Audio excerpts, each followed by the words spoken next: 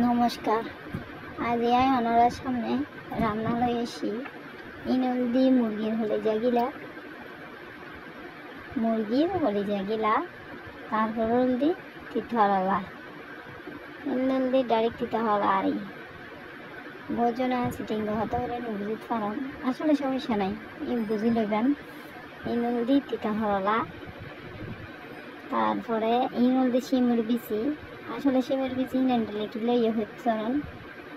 আসলে বেশিরভাগ জিনিস ফ্রিজেতে রাখি শর্টকাট আর কি যেহেতু ডিজিটাল যুগ এদালাই ফ্রিজে রাখি আর ইনলদি লইট্টা মাছ দুই আই একান জাহার ভিতরে রাখি দিই এইসব আসলে মাতুন বলে লইট্টা মাছ খাইতে মনে হয় তাহলে মা নিজে যাই না বাজারে তো লইট্টা মাছ নিয়ে না জানি হাইতে হলে কি হইব ইনলদি লইট্টা মাছ আসলে লইট্টা মাছ মাঝে মধ্যে মজা হয় মাঝে মধ্যে আবার মজা নয় হয়তো কেন লইট্টা মাছ আছে দেখবে পানি বেশি হয়ে যাবি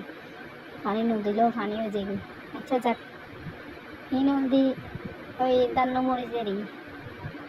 ইনবারে সামলে যারা জুম চাষ করে এই নিয়ে এই মরিচ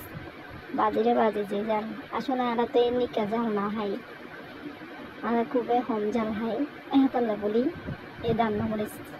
ইনলদি কচু গাছের ফুল কচুর প্রবাহ হয়ে আনা বহুজনে নচিনি পারে ইনলদি কচু গাছের ফুল কচু গাছের ভিতরে যিবোৰ ফুল ফুলিব এই ফুলিবে এই শুনি ইনলদি আবারও পেঁয়াজ রসুন যেহেতু হাতে পেঁয়াজ রসুন সময় বয়ে এতলাই আর সাথে এই যে বাত নমস্কার বেগুনে ভালো থাকিবেন আল্লাহ দোয়া করিবেন আশীর্বাদ